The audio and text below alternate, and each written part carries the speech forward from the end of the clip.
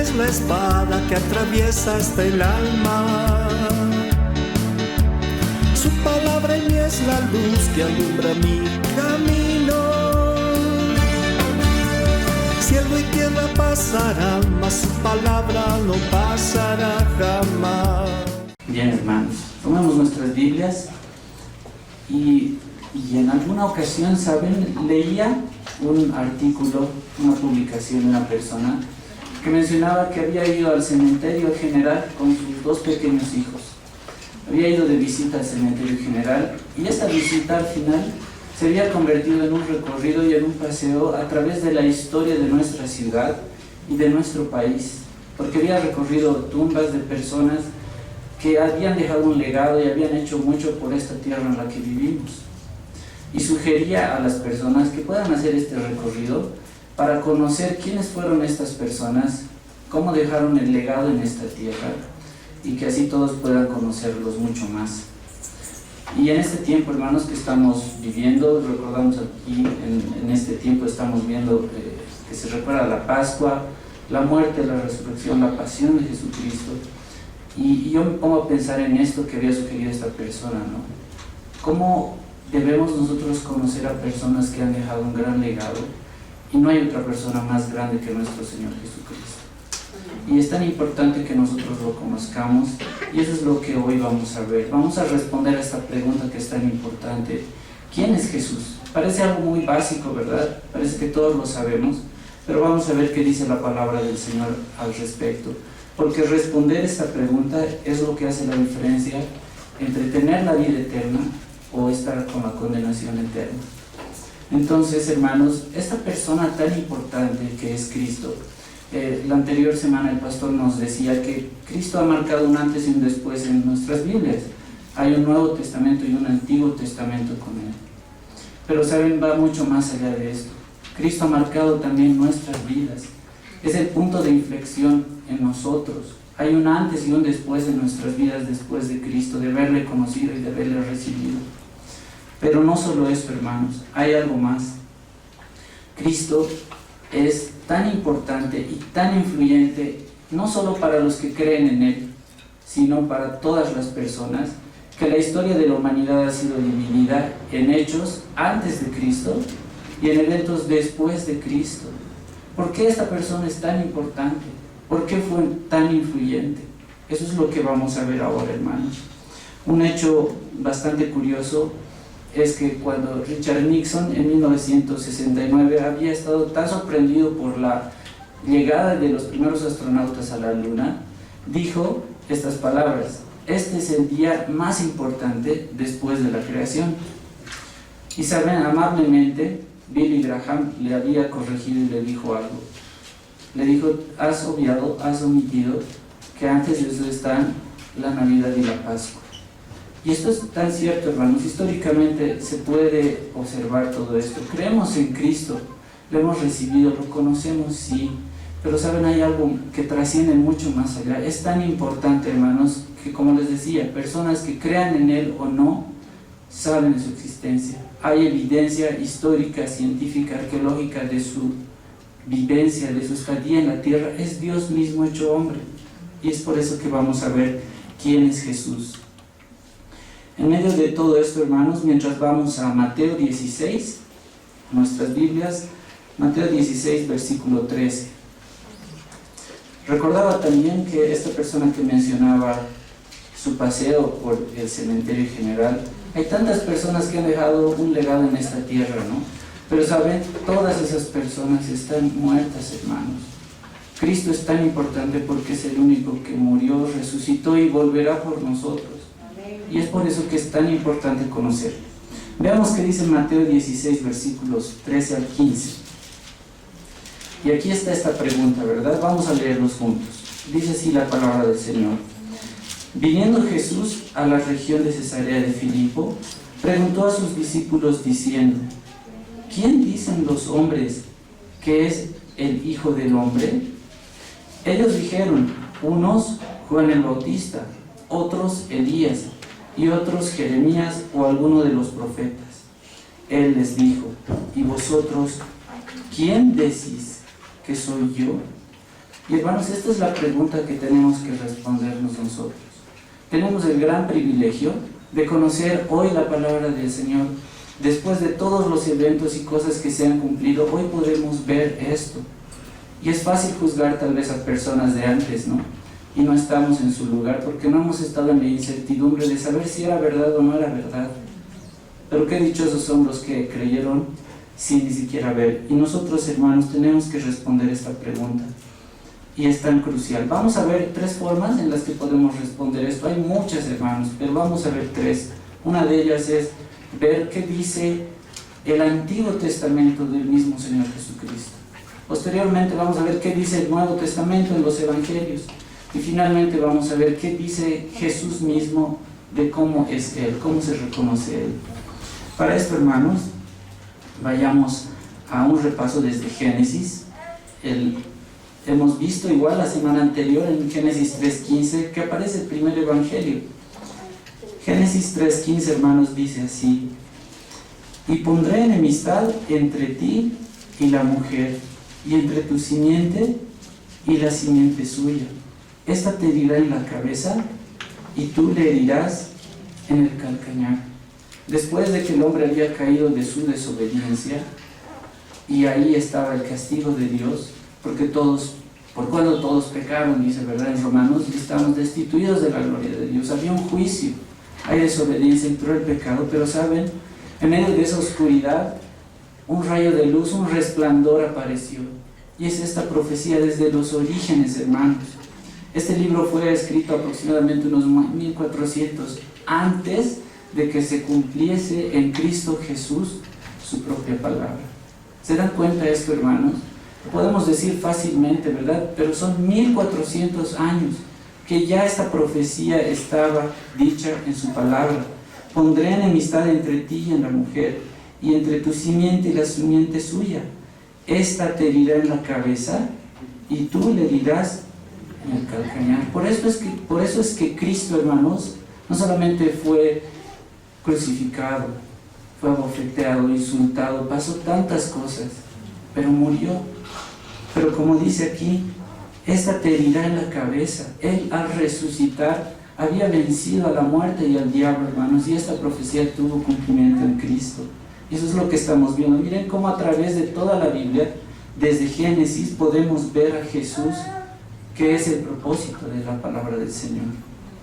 Pasemos en Miqueas, hermanos. Vayamos a Miqueas. Aquí vamos a hacer un breve repaso de algunos pasajes del Antiguo Testamento, de las profecías que hablaban de Cristo. En Miqueas 5:2 vamos a ver el lugar donde nacería. Y saben, hermanos, esto era aproximadamente unos 700 años antes de que Cristo llegara y cumpliese esta profecía. Son 700 años y se cumplió esto. Miqueas 5:2 dice así: pero tú, Belén Efrata, pequeña para estar entre las familias de Judá, de ti me saldrá el que será Señor en Israel, y sus salidas son desde el principio, desde los días de la eternidad. Hermanos, hasta el lugar donde el Señor habría de nacer estaba escrito ya en las profecías, y se cumplió al pie de la letra. No cabe duda, hermanos, que Jesús es único, es la vida más grande de todas. Es por eso que nosotros creemos en Él. Después en Isaías, vayamos un poco más atrás. En Isaías hay bastantes pasajes, solo vamos a leer este. Isaías 7:14. En Isaías 7:14, Isaías igual son aproximadamente 790 años antes de Cristo que esta profecía había sido dicha. En Isaías 7:14 dice así, hermanos, y podemos leerlo juntos, por favor. Dice así la palabra del Señor. 2 y 3. Por tanto, el Señor mismo os dará señal. He aquí que la Virgen concebirá y dará a luz un hijo, y llamará su nombre Emmanuel. Emmanuel es Dios con nosotros. Por eso les digo, hermanos, para nosotros tal vez hoy es tan sencillo creer eso, porque ya vimos el cumplimiento. Las personas que escuchaban esto estaban esperando cómo conocer a Dios mismo, a quien tal no podían ver, hecho hombre. Es algo increíble. pero se cumplió porque estaba escrito en su palabra, y aquí nos habla de su nacimiento virginal. Zacarías 9:9, hermanos, aproximadamente unos 520 años antes de Cristo. ¿Qué dice en este pasaje? Aquí nos está hablando de la entrada triunfal a Jerusalén. Muchos en este tiempo recordarán o han visto probablemente las películas que hablan acerca de la vida de Jesús, ¿verdad? ¿Cómo es que llegaba a Jerusalén? ¿Cómo entraba? ¿En qué animalito entraba? Esto ya estaba escrito, hermanos, unos 520 años antes de Cristo. En Zacarías 9:9 dice así la palabra del Señor: alégrate mucho, hija de Sión, da voces de júbilo, hija de Jerusalén. He aquí tu rey vendrá a ti, justo y salvador, humilde y cabalgando sobre un asno, sobre un pollino, hijo de asno. Hermanos, ahí estaba todo lo que estaba escrito, después se cumplió en Cristo Jesús. Es algo increíble. En los Salmos 22, estamos haciendo un repaso rápido de varios versículos. En Salmos 22, capítulo 22, versos 16 al 18. Aquí nos habla de la crucifixión. Y dice así la palabra del Señor: porque perros me han rodeado y me ha cercado cuadrilla de malignos. Horadaron mis manos y mis pies. Contar puedo todos mis huesos. Entre tanto ellos me miran y me observan. Repartieron entre sí mis vestidos y sobre mi ropa echaron suertes. ¿Se dan cuenta, hermanos? No son hechos aislados, son varios hechos que se han cumplido. Este libro de Salmos tiene un periodo largo de escritura, pero son como 1000 años en promedio antes de Cristo. Y es algo para maravillarse, ¿no? Todas estas cosas que se escribieron tantos años antes se cumplieron al pie de la letra. Y si vamos a Isaías 53, algo que muchos sabemos, hermanos, podemos ver con más detalle todo lo que le pasó. Vamos a leer Isaías 53, versos 5 al 7 nada más.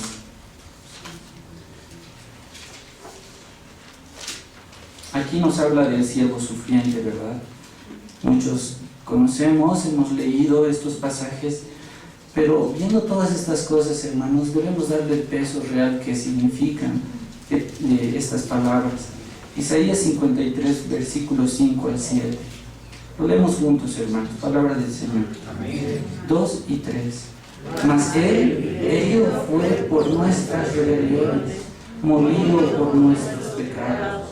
El castigo de nuestra paz fue sobre Él, y por su llaga fuimos nosotros curados.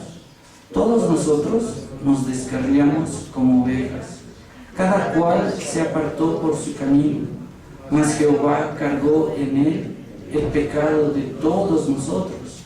Angustiado Él y afligido, no abrió su boca. Como cordero fue llevado al matadero, y como oveja delante de sus trasquiladores enmudeció y no abrió su boca. Hermanos, leer estas palabras es súper conmovedor. Yo no sé si al ver algunas de las películas que representan estas escenas, bien decía el pastor, ¿no? O sea, no reflejan realmente cómo había sufrido nuestro Señor Jesucristo. Es Dios mismo hecho hombre que se humilló a lo sumo por nosotros, por pagar nuestros pecados. Y aquí lo describe de esta manera, ¿no? Angustiado Él y afligido, no abrió su boca. Como cordero fue llevado al matadero, y como oveja delante de sus trasquiladores enmudeció y no abrió su boca. Él tenía todo el poder para evitar todo esto, pero fue obediente hasta la muerte y muerte de cruz. Y eso es lo que nosotros debemos recordar cada día, hermanos. No solamente en este tiempo que vemos, ¿no? Que muchas personas sí recuerdan esto como una historia tal vez, ¿no? Pero esto para nosotros el cristianismo es un diario vivir, hermanos, y debemos alentarnos en eso. Y saben, hermanos, hay tantas profecías, hay más de 32 profecías cumplidas al pie de la letra en el Antiguo Testamento, cumplidas en Cristo. Y hay muchísimas más referencias mesiánicas en el Nuevo Testamento que no alcanzaría el tiempo para que las podamos mencionar. Pero lo que quiero enfatizar en esta primera parte, hermanos, es que es tan importante conocer a Cristo, que toda la historia trata de Él, que hemos visto desde el Antiguo Testamento que se habla de Cristo mismo y de lo que Él cumplió al pie de la letra, porque ese es el plan divino de salvación. Y solo en Él hay salvación, y es por eso que es tan importante. Pero saben, hermanos, es lo que habíamos dicho, Jesús también es Dios hecho hombre. Hay un hecho que llama la atención, y no sé si todos hemos prestado atención. Esto está en Job 10. Vayamos al libro de Job. Job 10, versículo 4. Y yo sé que en algunos momentos difíciles, hermanos, tal vez muchos se van a identificar con esto, porque nuestra mente es así. Cuando atravesamos momentos difíciles, solemos cuestionar a Dios muchas cosas, ¿verdad? ¿Por qué a mí? ¿Por qué me suceden estas cosas? O parece que esto es algo que no puedo soportar. Y sabemos lo que le pasó a Job. Había perdido todo.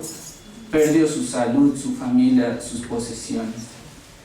Y tuvo una reacción, y vamos a ver esto en Job 10:4, a ver qué le dijo. Lo leemos juntos, hermanos, palabra del Señor. 2 y 3. ¿Tienes tú acaso ojos de carne?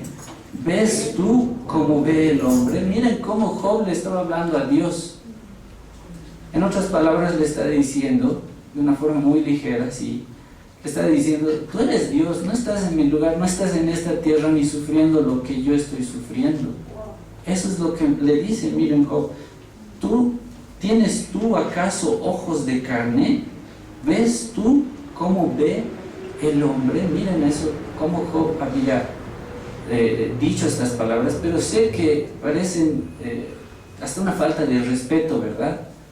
Pero sé también, hermanos, que muchos de nosotros tal vez nos hemos puesto a pensar eso alguna vez. Y saben que Dios mismo se haya hecho hombre, hermanos, es para que Él mismo pueda demostrar a todos que Él sintió absolutamente todas las cosas que nosotros podemos sentir también, muy aparte de las otras cosas a las que había venido. Por eso es que en los evangelios, hermanos, podemos encontrar una pequeña biografía de Jesús. Y como muchos dicen, ¿no?, qué interesante es cuando conoces a una persona, y una de las cosas que más quisiera saber hasta es cómo es su apariencia física.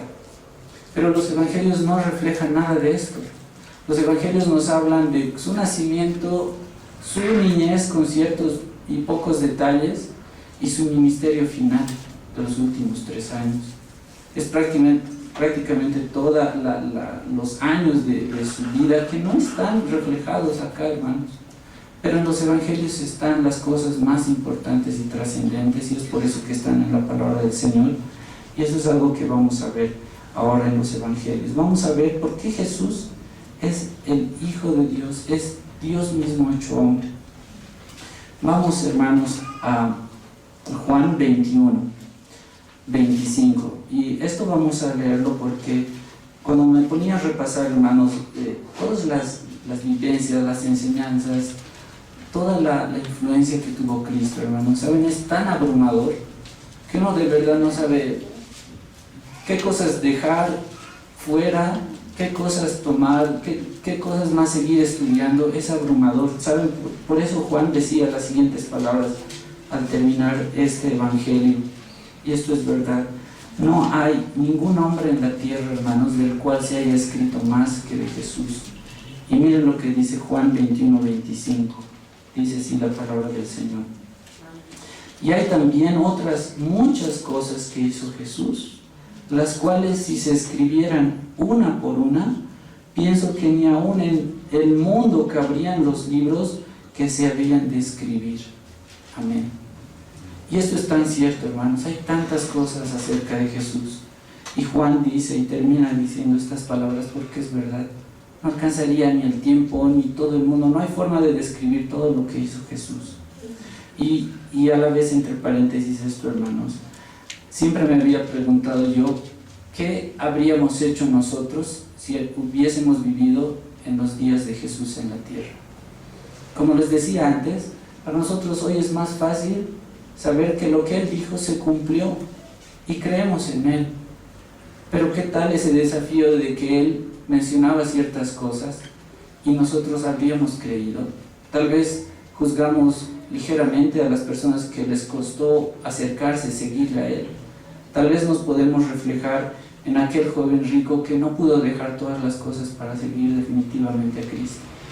Tal vez podemos reflejarnos en esos 9 leprosos que recibieron el milagro, pero que no volvieron a agradecerle al Señor, ni le siguieron como el único solo que pudo hacerlo. Tal vez también podemos reflejarnos en ese mesonero de Belén que recibió al Rey de Reyes, pero que le dijo que no había lugar para él. Y nosotros a veces actuamos así.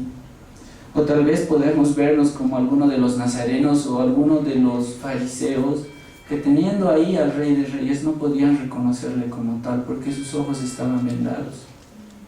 Pero hoy, hermanos, nosotros tenemos la palabra del Señor en nuestras manos, tenemos su revelación y es por su Espíritu Santo que nosotros podemos comprender sus riquezas y seguirle a Él, y es animarnos siempre a que vivamos cada día a la luz de la palabra del Señor.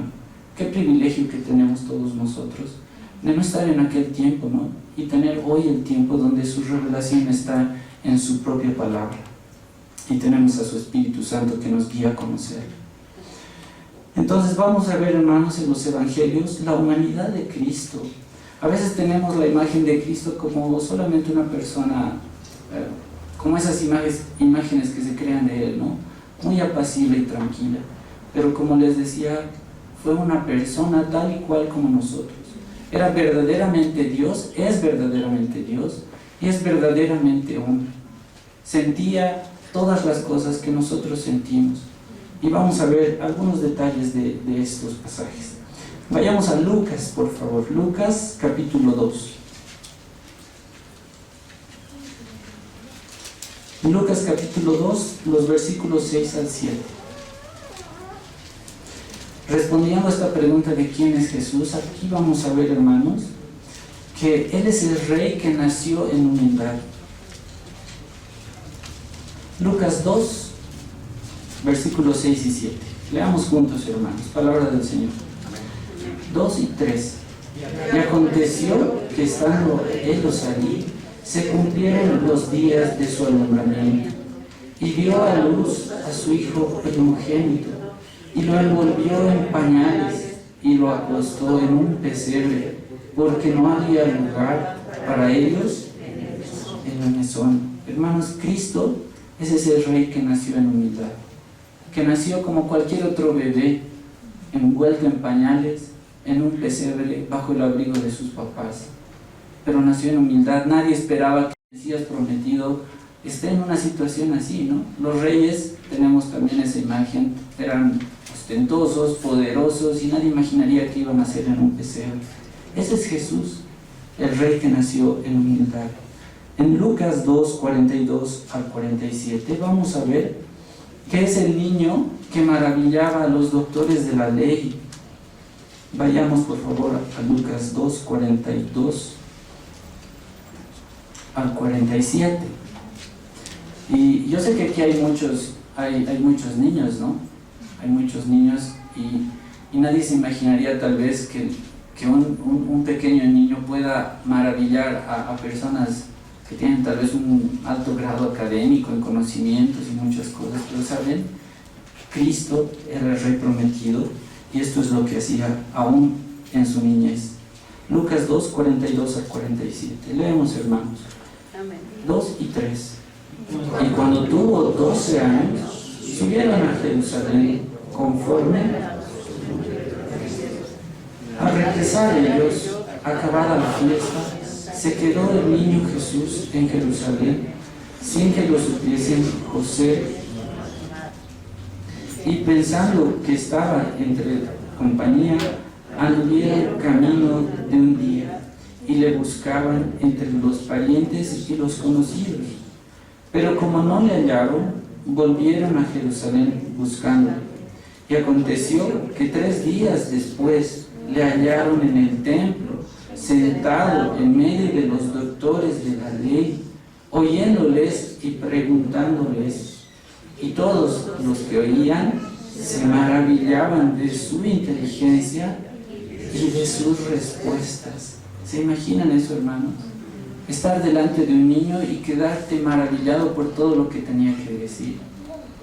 Es que era verdaderamente el Hijo de Dios, era Dios mismo. Y qué lindo es leer estas palabras, ¿no? Y reconocer que realmente es el Hijo de Dios. Y todos los que le oían se maravillaban de su inteligencia y de sus respuestas. Y le respondió después a sus padres, ¿no? Que estaba ocupado en los asuntos de su padre, porque le habían reprochado porque se había perdido. Pero este es Jesús, ese es el niño que maravillaba a los doctores de la ley. Ahora en Marcos, hermanos, capítulo 2, Marcos capítulo 2, versículos 3 al 5.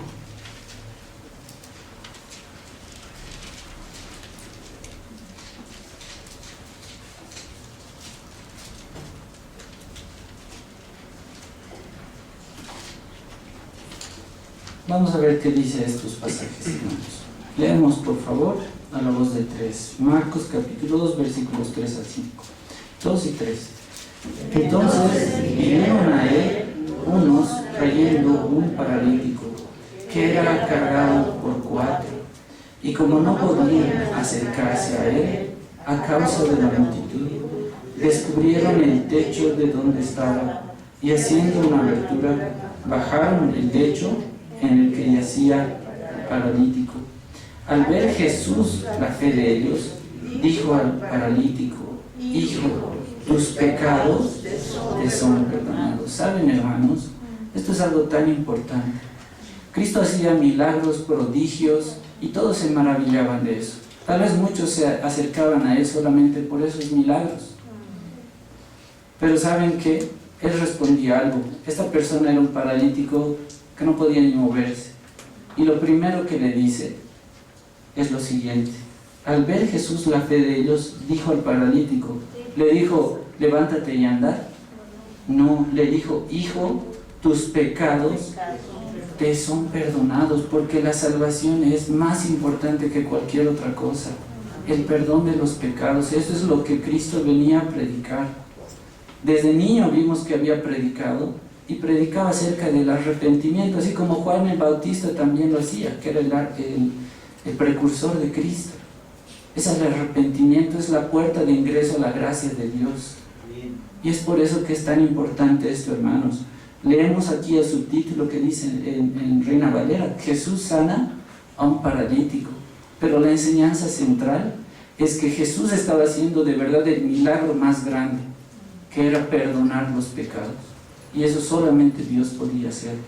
Eso es algo para que nosotros podamos maravillarnos también. ¿Qué decían el versículo 11 y 12 de este mismo capítulo? A ti te digo, le dijo al paralítico, levántate, toma tu lecho y vete a tu casa.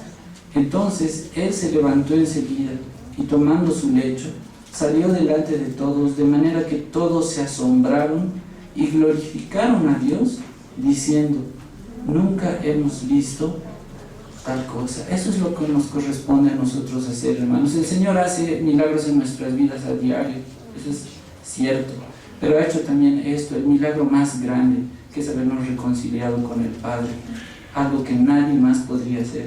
Y lo que nos corresponde a nosotros es esto mismo, ¿no? Glorificar a Dios en todo lo que nosotros realizamos. Y viendo, hermanos, esto en la vida de Jesús, en sus reacciones, en su forma de actuar, podemos conocer su humanidad. Eso es lo que estamos viendo. Vamos a Juan, por favor, al capítulo 11.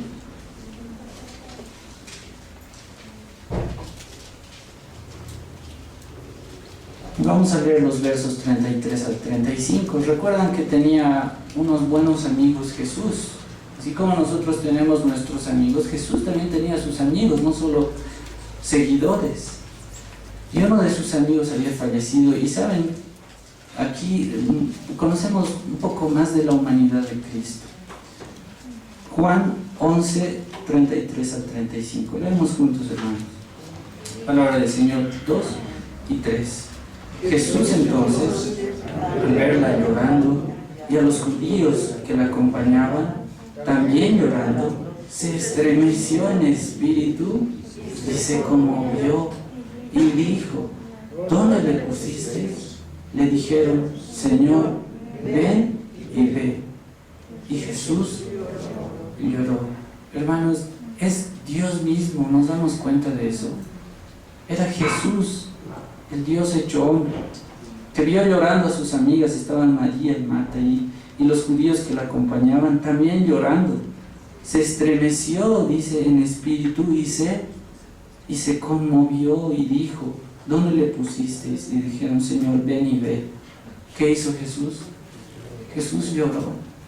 Yo, hermanos, me pongo a pensar las veces que uno siente un dolor tan fuerte que no puede contener las lágrimas.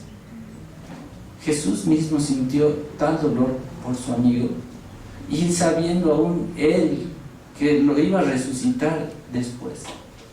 Tiene ese poder, tenía el poder para hacerlo, pero se conmovió y estaba demostrando ahí también su humanidad y lloró. Fue una persona tal como somos tú y yo, pero fue obediente y obedeció lo que le dijo su padre y le encomendó que haga. Jesús entonces es también quien sufría y sentía dolor. Podemos responder también a esa pregunta, ¿no? ¿De quién es Jesús? ¿Qué dice en en Mateo capítulo 21, versículos 12 y 13? Vamos a ver aquí que Jesús también tenía otra faceta. Mateo 21, 12 y 13.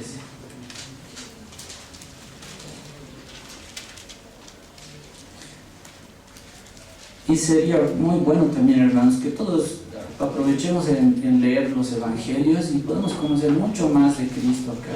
Hay tantas cosas. Hay 4 evangelios, cada uno tiene detalles diferentes y es tan importante conocer a Cristo. Mateo 21, 12 y 13.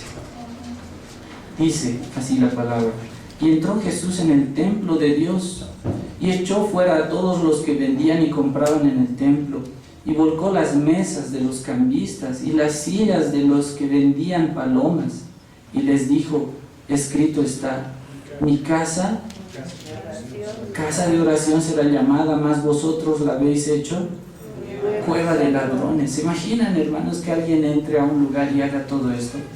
Por eso les decía, a veces tenemos solo la imagen de Cristo así muy quietito, pero tenía todas las reacciones que nosotros también tenemos, y se molestó con justa razón.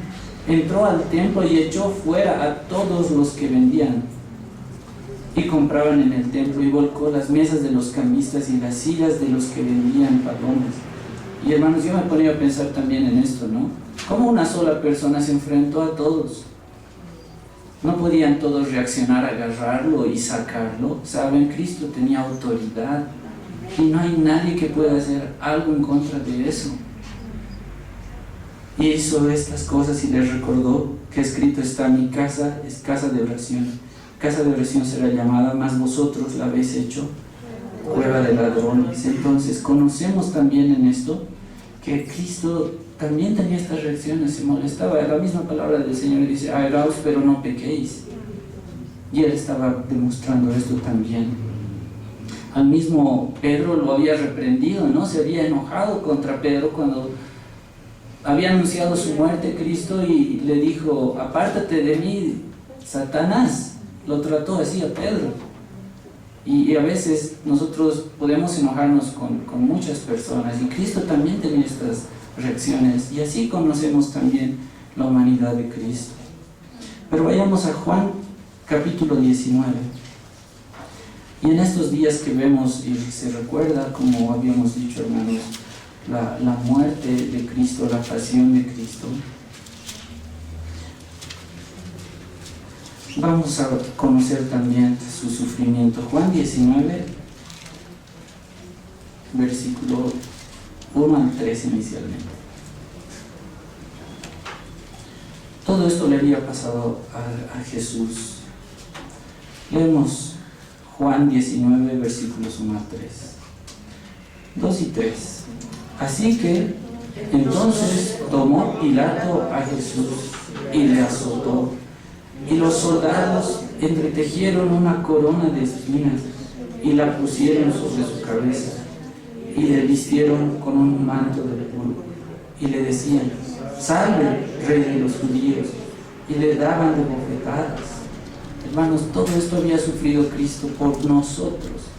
Hay una canción antigua que dice, ¿no? Él murió en aquella cruz, sufrió y murió por ti y por mí. Y pensar en todas esas cosas, hermanos, yo no sé, los que son papás, ¿cómo podrían ver morir a un hijo? Verlo en sufrimiento, en agonía, porque no solamente murió directamente como tal vez por un disparo o algo así. Lo habían flagelado, lo habían escupido, humillado, lo habían torturado. No fue una muerte cualquiera. Y eso lo hizo por nosotros, por cada uno de nosotros. ¿Y qué más dice en este pasaje, los versos 28 al 30? Ahí está toda la historia, pero vamos a tomar estos versos. El verso 28 dice: después de esto, sabiendo Jesús que ya todo estaba consumado, dijo, para que la escritura se cumpliese: tengo sed. Hermanos, tenía todas esas necesidades que nosotros tenemos, ¿ven? Y estaba allí una vasija llena de vinagre. Entonces ellos empaparon en vinagre una esponja y poniéndola en un hisopo, se la acercaron a la boca. Cuando Jesús hubo tomado el vinagre, dijo: consumado es. Y habiendo inclinado la cabeza, entregó el Espíritu. Son las palabras más gloriosas, hermanos. Estaba hecho todo, el cumplimiento de lo que vimos, de las profecías desde Génesis hasta que Cristo vino, se las estaban cumpliendo ahí. En una ocasión escuché una predicación de Spurgeon que lo presentaba de una manera como teatral, algo magnífico, y decía: el momento que Cristo estaba en la cruz cumpliendo todas las profecías, todo lo que Cristo tenía que hacer, estaban no solo las personas ahí viéndolo, sino estaban los ángeles expectantes, todos esperando estas palabras que digan consumado es, porque ahí estaba nuestra redención. Pero hermanos, Cristo había sufrido, había sido escarnecido y había pasado cosas que no le desearíamos a nadie, y ahí podemos conocerle también. Marcos 16, hermanos.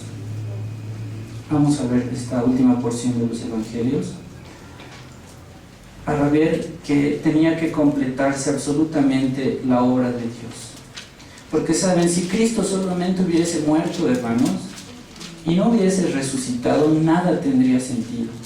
Sería una persona más como esta persona que había visitado el cementerio general, donde todas esas personas que habían muerto y habían dejado así tal vez un legado, pero todos están aún muertos. Y vamos a ver qué dice Marcos 16. Marcos 16, versículos 5 al 8. Leemos juntos, hermanos. Palabra del Señor. 2 y 3. Y cuando entraron en el sepulcro, vieron a un joven sentado al lado derecho, cubierto de una larga ropa blanca, y se espantaron.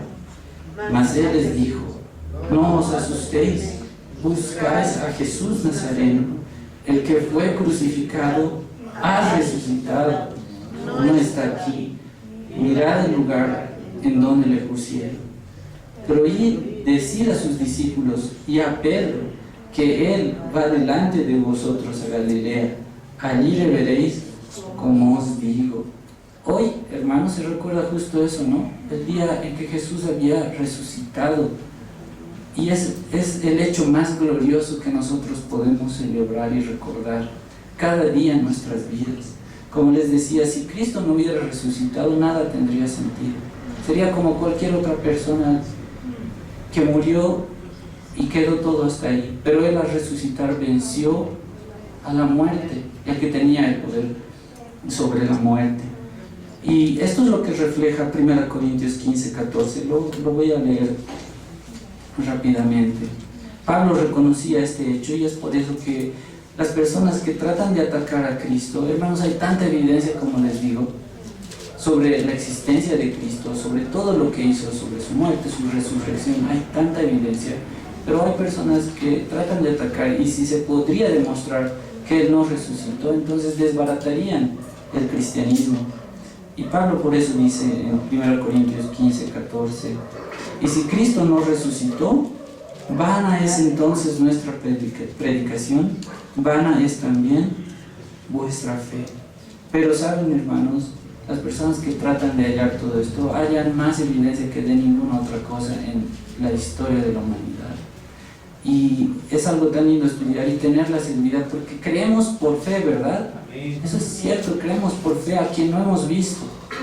Pero ¿saben qué reconfortante también es saber, hermanos, que hay evidencia histórica, arqueológica, científica de todo lo que Cristo hizo?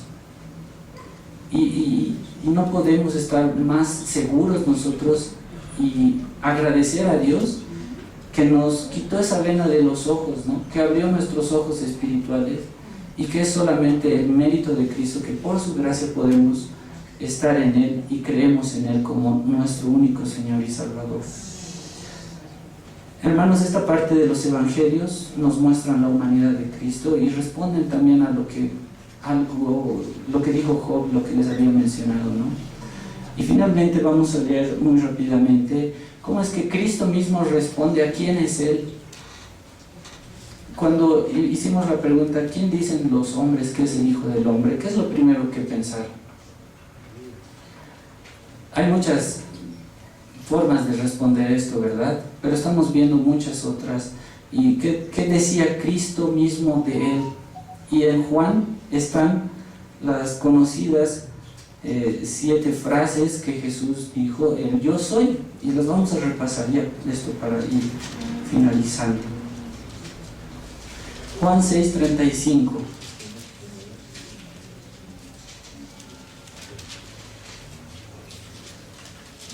El Evangelio de Juan es muy diferente a los 3 otros evangelios sinópticos y nos muestran grandes enseñanzas también. Juan 6:35 dice lo siguiente, leemos, hermanos, palabra del Señor. 2 y 3. Jesús les dijo, yo soy el pan de vida, el que viene nunca tendrá hambre, y el que en mí cree no tendrá. Estas palabras, hermanos, las decía Cristo. Tal vez muchos no podrían comprenderlas, pero saben, tiene tanta enseñanza todo esto. El pueblo de Israel al salir de Egipto recibía el maná, era el pan que los alimentaba, pero Cristo era superior a todo esto, y por eso les dice, yo soy el pan de vida, el que a mí viene nunca tendrá hambre, y el que en mí cree no tendrá sed jamás. Esto, hermanos, se cumple en nuestras vidas, tanto espiritualmente como materialmente. Materialmente podemos pasar situaciones muy complicadas, económicamente tal vez, pero sé que el Señor en su fidelidad siempre nos ha dado el pan y el sustento necesario, y eso lo cumple en nuestras vidas. Y en un aspecto espiritual mucho más, necesitamos su palabra para vivir cada día, así como el alimento físico. Y por eso Él decía, yo soy el pan de vida, el que viene a mí nunca tendrá hambre, y el que cree en mí cree no tendrá sed jamás. Miren esas declaraciones. El primer yo soy, Juan 8:12, ahí cerca. Hay una segunda declaración. Dice así la palabra, otra vez Jesús les habló diciendo, yo soy la luz del mundo. El que me sigue no andará en tinieblas, sino que tendrá la luz de la vida. Hermanos, ¿alguna vez han estado en un lugar oscuro que por más que abran más sus ojos no se ve nada? Cuán valioso ahí es tener un destello de una vela, de una linterna, algo nos ayuda a ver, seguir el camino. Y aquí Jesús dice, yo soy la luz del mundo. ¿Recuerdan lo que significaba Génesis 3:15? Decir que iba a existir alguien que iba a derrotar a Satanás, que le iba a herir en la cabeza, era esa luz que resplandecía en medio de la oscuridad, en medio de las tinieblas del pecado. Ese es Cristo, la luz del mundo. El que me sigue, dice, no andará en tinieblas, sino que tendrá la luz de la vida, esa promesa tenemos del Señor. Juan 10:9, un poco más adelante. Hay otra declaración del yo soy de Cristo y responde a lo que nosotros estamos tratando de responder justamente. ¿Quién es Cristo? Y Él dice aquí, yo soy la puerta. ¿Qué dice, hermanos? Juan 10:9. El que por mí entrare será salvo, y entrará y saldrá y hallará pastos. Hermanos, muchos critican y dicen, uy no, los cristianos son como muy presuntuosos, creen que solo hay un único camino, pero saben, estamos viendo que Cristo es único, no hay nadie como Él. Por eso es que es lo que dice acá, yo soy la puerta, el que por mí entrare será salvo, y entrará y saldrá y hallará pastos. Aquí tenemos una puerta de acceso, ¿verdad? ¿Tenemos otra forma de ingresar acá? No la tenemos. Cristo es lo mismo, es la única puerta de acceso al Padre, y eso es lo que nos estaba indicando acá. En Juan 10:11, un poquito más abajo, hay otra declaración de yo soy. Dice, yo soy el buen pastor. El buen pastor su vida da. Hermanos, de eso trata la Biblia, ¿verdad? Él es el buen pastor, el que cuida sus ovejas, el pastor que dejó el rebaño y se fue por la oveja perdida para cuidarla.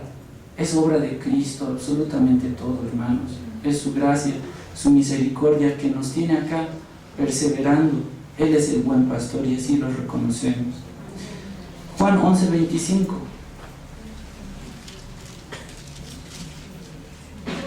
Este es el quinto yo soy. Juan 11:25 dice así.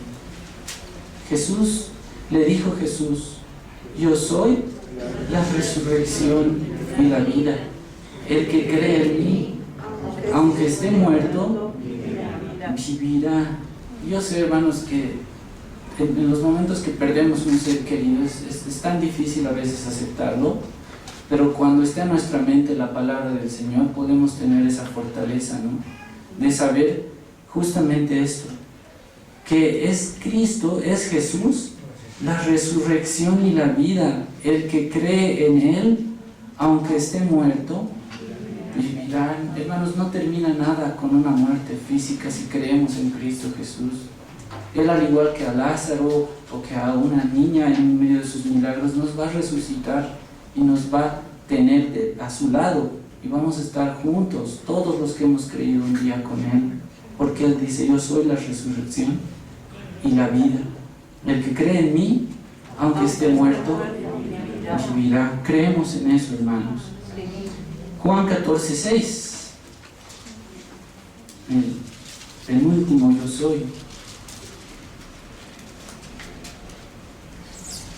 Y aparte de todo lo que ya había dicho Jesús, nos dice esto además. En el verso 6 dice, Jesús le dijo, yo soy el camino y la verdad y la vida.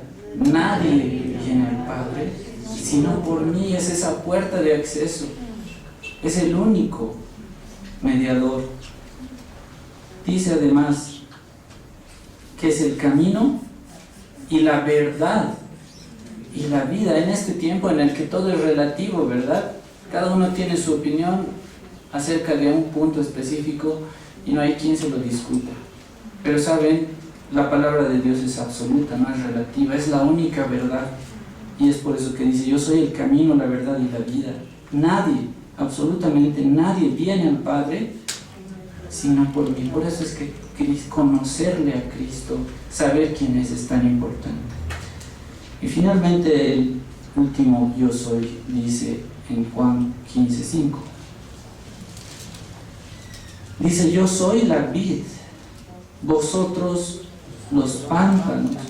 El que permanece en mí y yo en él, este lleva mucho fruto, porque separados de mí, nada. ¿Se dan cuenta, hermanos, lo tajante que es la palabra del Señor? Nada, nadie va a Él si no es por Cristo. Y aquí nada podemos hacer sin Él. Él dice, yo soy la vid, vosotros los pámpanos. Nos sustentamos en Él. Y yo sé, hermanos, que si en algún momento de nuestras vidas nos hemos alejado del camino del Señor o hemos dado lugar a nuestra carne, nos hemos dado cuenta de esto, ¿no? ¿Cuáles han sido los frutos? Han sido frutos malos. Y aquí dice, yo soy la vid, vosotros los pámpanos. El que permanece en mí, y esto es tan importante, perseverar en su camino, permanecer. Y yo en él, lleva mucho fruto, porque separados de mí, nada podéis hacer. Hermanos, eso es vivir el cristianismo, es estar en Cristo. Somos nueva criatura en Él. Es Él en nosotros quien actúa. Y por eso que le agradecemos y debemos hacerlo todos los días de nuestra vida. Hermanos, tal como Juan decía al finalizar, hay tantas cosas para hablar de Jesús que no alcanzaría absolutamente ni el tiempo, ni los recursos tal vez. Pero hemos tratado de ver y responder lo esencial. ¿Quién es Cristo? ¿Y saben qué respondió Pedro? Recordando la pregunta que hicimos al principio. Vamos a Mateo 16:16, ya vamos terminando.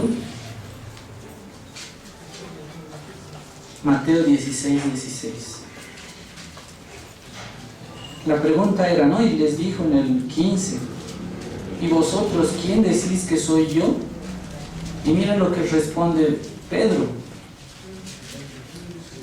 Mateo 16, versos 16 y 17. Respondiendo Simón Pedro dijo, tú eres el Cristo, el Hijo del Dios viviente. Entonces le respondió Jesús, bienaventurado eres Simón, hijo de Jonás, porque no te lo reveló carne ni sangre, sino mi Padre que está en los cielos. Muchos dicen, hermanos, que de esta, ¿cómo respondemos a esta pregunta? Es la diferencia entre la muerte y la vida. Le respondió Pedro diciendo, tú eres el Cristo, el Hijo de Dios viviente. Es reconocerlo como nuestro Señor y nuestro Salvador. Porque muchos pueden responder como los historiadores antiguos lo hacían, ¿no? Un tal Cristo, así lo decían.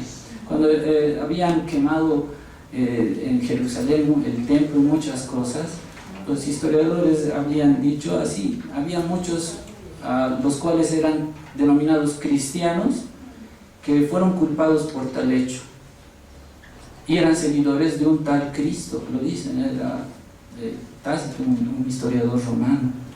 Y muchos podrían responder así, de conocerlo tal vez por la historia, pero nosotros lo conocemos de una manera distinta, no solo a través de la revelación, sino también tenemos una relación con Él. Podemos dirigirnos a Él en oración y hablarle y agradecerle por todo lo que Él ha hecho en nuestras vidas. Y finalmente, hermanos, vamos a terminar leyendo Filipenses capítulo 2. Si gustan pueden ponerse de pie, los que gusten. Y ese es el centro del Evangelio. Es que Cristo murió por nuestros pecados para perdonarnos. Fue el Cordero de Dios que quita el pecado del mundo. Y vamos a leer Filipenses 2, capítulo 2, versículos 5 al 11 para terminar. Y aquí vamos a ver una breve referencia a lo que hizo Cristo en su humillación y en su exaltación. Filipenses 2, 5 al 11. Lo leemos juntos, hermanos. Palabra del Señor. 2 y 3. Haya pues en vosotros este sentir que hubo también en Cristo Jesús, el cual, siendo en forma de Dios, no escatimó el ser igual a Dios como cosa a que aferrarse, sino que se despojó a sí mismo, tomando forma de siervo, hecho semejante a los hombres, y estando en condición de hombre, se humilló a sí mismo, haciéndose obediente hasta la muerte y muerte de cruz. Por lo cual Dios también le exaltó hasta lo sumo y le dio un nombre que es sobre todo nombre, para que en el nombre de Jesús se doble toda rodilla de los que están en los cielos y en la tierra y debajo de la tierra, y toda lengua confiese que Jesucristo es el Señor, para gloria de Dios Padre. Hermanos, Ese es Cristo Jesús, al cual le agradecemos por su gran amor y bondad. Amén. Vamos a orar, hermanos. Su palabra en mí es la espada que atraviesa hasta el alma.